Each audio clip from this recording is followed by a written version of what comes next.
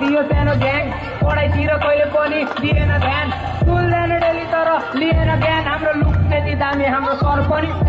भारी त झोला बोकी स्कुल जान्थे जहिले एसेम्ब्ली सुरु हामी टोयलेट जान्थे जहिले चेक हुन्थ्यो कपाल पिडाइ खान्थे जहिले पढाइको पाल थिएन चिल्मा हुन्थे जहिले पढाइ राख्थे सर हामी हाँसी राख्ने जहिले चालु हुन्थ्यो क्लास हामी खाइराख्ने जहिले एकअर्काको बिल्ला आने दिन हाम्रो भिट्यो हामीले हल्ला गर्दा अफिससम्म पुग्थ्यो कुनै पिरियड झ्याउ लाग्दा सबैजना सुत्थ्यो घन्टी लाग्ने बित्तिकै टोयलेटतिर पुग्थ्यो उडाइ पनि खाए तर माया धेरै पाए 10 क्लास पनि हामीलाई काम पनि लाए बस्थे फर्स्ट बेन्चमा तर होइन हामी टपर कुनै पिरियड लेजर हुँदा हल्ला हुन्थ्यो गदर लगेनन् टुर हामीलाई रिस हल्का हाइट फर्स्ट ब्याच हामी रिजल्ट चाहियो अरे नाइट अरू स्कुल होस्टेलमा तिल गर्थे हामी एकअर्काको बिल्ला आने तिल भर्ने